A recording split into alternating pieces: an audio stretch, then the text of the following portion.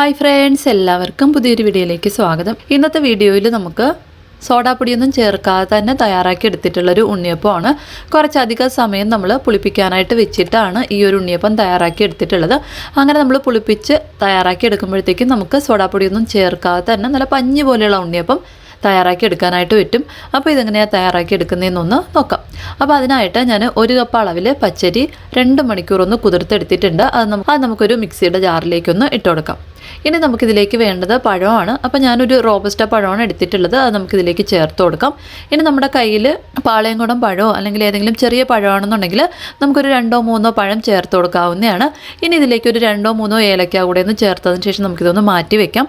നമുക്കിനി ഇതിലേക്ക് ശർക്കര പാനി ചേർത്ത് കൊടുക്കണം. അപ്പോൾ അതിനായിട്ട് ഞാനൊരു പാത്രത്തിലേക്ക് 1 കപ്പ് അളവിൽ ശർക്കരയൊന്ന് ചേർത്ത് കൊടുത്തിട്ടുണ്ട്. ഇതിലേക്ക് 1/2 കപ്പ് അളവിൽ വെള്ളം കൂടി ഒന്ന് ചേർത്ത് നന്നായിട്ടൊന്ന് ഉരുക്കിയെടുക്കും.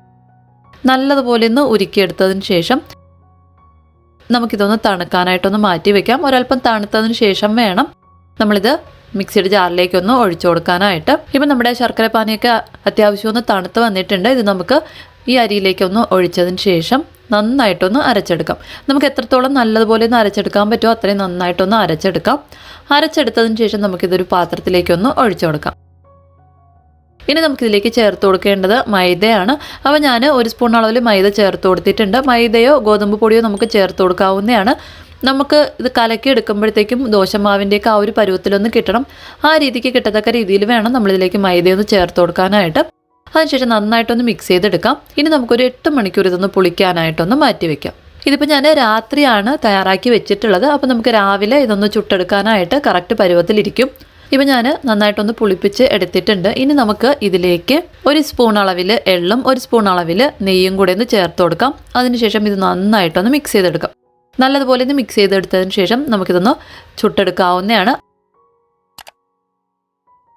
അപ്പോൾ അതിനായിട്ട് ഉണ്ണിയപ്പച്ചട്ടിയിൽ ആവശ്യത്തിനുള്ള എണ്ണയൊക്കെ ഒഴിച്ചൊന്ന് ചൂടാക്കാനായിട്ട് വെച്ചിട്ടുണ്ട്. ഒരു മീഡിയം ഫ്ലെയിമിൽ വെച്ചിട്ട് വേണം നമ്മളിതൊന്ന് ചുട്ടെടുക്കാനായിട്ട്. അതിനുശേഷം നമുക്ക് ഓരോ കുഴികളിലായിട്ട് ആവശ്യത്തിനുള്ള മാവൊന്ന് ഒഴിച്ചു കൊടുക്കാം. ഇനി നമുക്ക് ഒരു സൈഡ് ഒന്ന് വെന്ത് കഴിയുമ്പോഴത്തേക്കൊന്ന് മറിച്ചിട്ട് കൊടുക്കാം. 2 സൈഡും നല്ലതുപോലെ ഒന്ന് വെന്ത് നല്ലൊരു ബ്രൗൺ കളറായി വരുന്ന സമയത്ത് നമുക്ക് ഉണ്ണിയപ്പച്ചട്ടിയിൽ നിന്ന് എടുത്ത് മാറ്റാവുന്നതാണ്. ഇതുപോലെ നമുക്ക് ബാക്കിയുള്ള എല്ലാ മാവിലും ഒന്ന് ഉണ്ണിയപ്പം തയ്യാറാക്കി എടുക്കാം. അപ്പോൾ എന്തായാലും സോഡാപ്പൊടി ചേർക്കാതെ ഈ രീതിയിൽ ഒന്ന് തയ്യാറാക്കി നോക്കുക. നിങ്ങൾക്ക് വീഡിയോ ഇഷ്ടപ്പെടുകയാണെന്നുണ്ടെങ്കിൽ എന്തായാലും ഒന്ന് ലൈക്ക് ചെയ്തേക്കണേ. അപ്പോൾ പുതിയൊരു വീഡിയോയിലൂടെ നമുക്ക് വീണ്ടും കാണാം. Thank you, by.